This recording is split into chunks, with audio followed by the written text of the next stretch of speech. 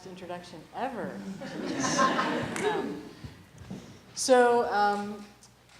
In work I did to get here to tonight and telling this story, Lael and I talked a lot, and together we came up with this title, Letting Go into Love, and it felt right. It was just something about it. Actually, it was Lael that said it, and I was like, that's it, that's the title, that's it. And but something kept eating at me. I was like, why is that the title? I couldn't get it right. Why does that make sense to me? And then very recently, I had an epiphany. It was great. It's like, I went to work on Monday. It was like, how was your weekend? It was good. I had an epiphany on Sunday. So you don't get to say that very often. And my epiphany was this, which is that in a really simple sentence, I feel like most kids grow up. I don't have children, but I think for mothers in the room, most kids grow up and, parents let go of their children, and you grow up and you get old and become adults and you fall in love. And I feel like part of that process of falling in love and starting your own family is there's this beautiful ritual of, to some degree, parent letting go of you and letting you do that. And I realized I hadn't found my love yet. And I think a big reason for that was because I hadn't let go of my mother. That was my epiphany. It's huge for me, actually. Lots of therapy, never came up with that. but this happened, and then I had an epiphany on a Sunday, and I was like, oh my God, that's it. Holy shit balls. And for those people that know me, my mom is a hard woman, be a hard woman to let go of. She's a big personality and a very big part of my life, and we're bonded in a very special way. And that bonding started really, my mom and I say, from the very moment I was born. And my mom has had a long history of health problems, and this is a big part of the connection between us. And for a long time, we didn't know what it was. And there's 2 kids in the family, myself and I have an older brother. And when my mother and my parents were planning on having a much bigger family, it didn't work out. But when my mom had me, I came early. I was a bit of a preemie baby, and huge complications in the delivery moment. And years later, when I got older and could understand, and my mom couldn't have any more children after me because she had to have a hysterectomy. But this thing happened called placenta previa. I think I got it right. And for those of you who are not in the know about what this means, and this is my mother's description of this moment, what happens is there's this gooey, sticky substance that grows and connects the placenta to the uterus, if I've got it right. So I birth, right? And then there's the afterbirth, right? And the placenta is supposed to come out. And in this moment, the placenta starts pulling the uterus with it. And it's very, I know, you're like, holy shit. So you have to get the placenta out. You got to get all the sticky stuff off, because if any of the stuff remains, you could die from the resulting infection. And when my mother had me, this happened, and evidently this is like 1963. Turn the clock back, right? People were smoking in hospitals probably. It's weird, I know. So when my mom had me, and my dad was actually in the room because it all happened very fast, and then when the doctors realized what was happening, and my dad's the guy who passed out of the blood test for the marriage, so he was like, ugh, and they were like, get him out of here. So, and then, hours of surgery, right? It's just a very scary moment. My mom was in critical care, and my parents didn't even, my mom couldn't come see me, and my dad wouldn't go see me, evidently, without my mother. So there I sat in the nursery by myself. I know, so sad. So my mother came to visit me. And so as you're growing up and you're finding out about the start of our relationship, you're like, it's pretty tough to outlive that moment. You're like, okay, that's a bond. That's a big, and your mother's like, I literally almost died giving birth to you. Your placenta yanked my uterus out of that. And you're like, okay, that's a bond. I got to roll with that.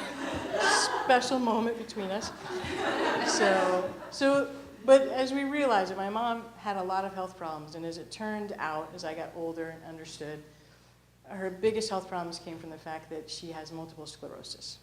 And she's been sick my whole life, basically. And she's still alive, which is a miracle in itself. And so I grew up, Italian family, strong Catholic roots, and we're a very loving family and really caring for each other. And I grew up in this family, and I was a good kid, and I had a really special, and still do, a very special bond with my mother. And so it was, as I grew up, I realized we were so close. It was so hard for me to let go of her. I mean, I could live away, that's not it. And I do live far away, but there's something there. There was something there. It was just such a bond between us. And when I was talking with Lael, I started to notice a pattern in my life that happened around love. And it seemed that as I got older, every time my mom would come to this place of, horrible medical something, it's just like an interesting irony, I seemed to make a change in my love life. Pattern, note to self, right? Pattern. I had an epiphany, I had a pattern. Things are rolling along. So I realized that this is huge. And, it really seemed, as we were kind of unpacking and talking about it, it really seemed to be true that, she would come to this precipice of death, and I would be like, this relationship is not right. I'm done. And then I move on to the next one. So we come to this moment after lots of changes of this, and not the woman I'm with now, but my partner previous to my current partner. And my mom is very sick now. And she, in that relationship, my mom, basically twice she was in surgery and died on the table and was brought back to life. And so as she came out of it and was brought back to life, and I grew up in New York, my mom has a very thick New York accent, and she's a character, and you would love her if you could meet her. She's beautiful. She's not me. She's tall and thin and super fashionable always. And well, now she's in a wheelchair, but even then she manages to be fashionable. It's amazing. So she recovers and she lives and survives. And so on one of my trips home, she says to me, I need to talk to you. I'm like, okay, all right. Yeah. Not when your father's around. I'm like, what could not involve daddy? Like, they takes care of her all day long. Like, she doesn't really go anywhere. Okay. So my dad's early to bed. My mom's a up late person. So we're talking one night, and she's whispering to me, like, I feel like I cheated on your father, which would be really difficult. Stuck at home in the wheelchair, like, what? I can't wait to hear what's going to happen next. So evidently, after this brush with death, she had this dream. And she said, I dreamt about Bobby. And I was like, no way. I was like, what did you dream? So Bobby was this guy. P.S., my parents are married 52 years. Woo! That's amazing, right? That's a feat. But, good story. My mom, before she married my dad, evidently was in love with this guy, Bobby. And we knew that as kids. It was like a family story. Bobby really passionately loved my mother. Different religion, turn the clock back, right? This is 1959, 58. Different religions, families didn't want to intermingle the religions, and my mom said, I can't marry somebody whose family won't accept me. She was very clear about that. So she and Bobby didn't get married, but he pined for my mom, and he loved her. So now my mom's dating my dad. They were just dating then. And Bobby evidently wrote this letter to my mother, love letter, and was like, look, I still love you. I'll make it work. Run away with me. We'll get married. It'll be okay.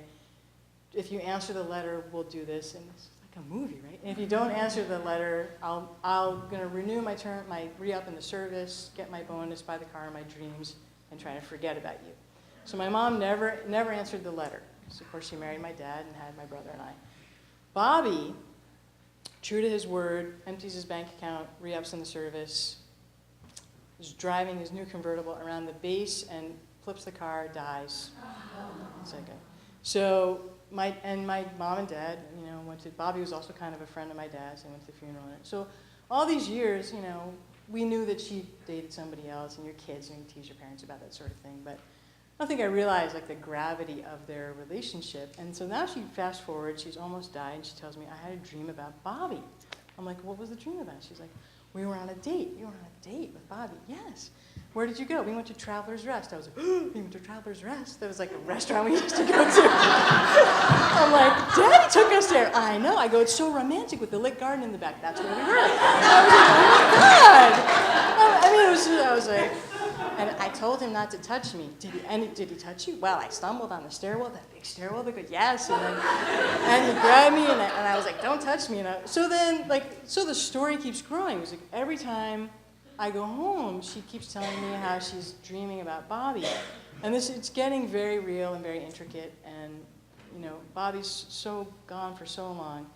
And really, this world starts to emerge where she's telling me about Bobby, and Bobby's waiting for her with my grandmother. And so whether it's real or not, it was a beautiful, comforting moment to me, because I thought, oh my God, I kind of feel like, ooh, my mom has this thing, this place she's going to, and this human who loves her, waiting for her somewhere else. And and my dad still doesn't know. Let's hope he doesn't find out. Thank God my parents were not internet savvy. Sorry, Mom. It's just between us. But it was very comforting. And what I took from that also is that comfort moment was the beginning of me starting to really, I think, let go of my mom on this earth and know that she would be okay. And in that moment, which is a huge piece for me, of course I had another epiphany, and I changed another relationship. And as I left that relationship, I realized that I was in a very different place in life. And a couple of years ago, after that relationship ended, I was having brunch on a New Year's Eve day with a very good friend of mine. And I said to her, you know what? I was like, the next time I get into a relationship, I was like, I want this to be the one. I never said this out loud, but I want to go on a date and come home and say, oh, I just met the woman I'm going to marry.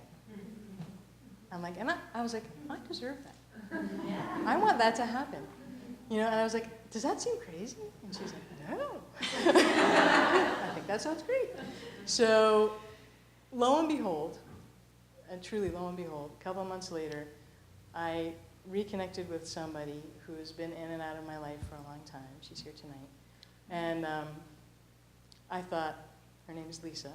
I thought, I'm going to ask Lisa on a date. And I started asking my friends. I was like, I'm going to ask Lisa Gorney on a date. What do you think of that? And they were like, What? Why are you not excited about that? Do you think she'll say no? Oh, no. I go, you think she'll say no? No.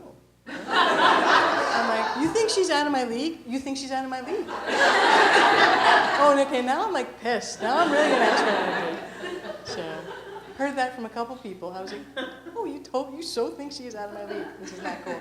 So I did muster up the courage to ask her out.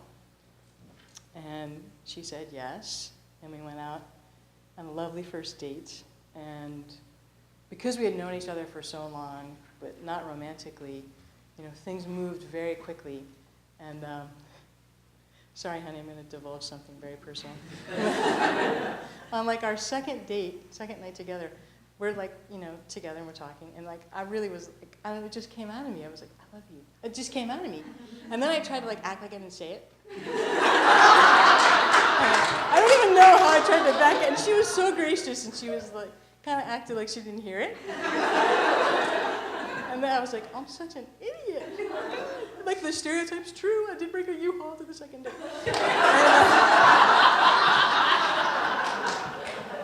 So then, the third night we're together, third day we're together, it comes out again. It's like I had love Tourette's. I couldn't stop myself. I was like, I love you. And then I was like, oh my God, I can't believe I just said that. And she said, thank God, she said, I know, I love you too. I know, it's very sweet. And we're still together. It's been over 2 years. And this is the woman I am going to marry. That I'm sure.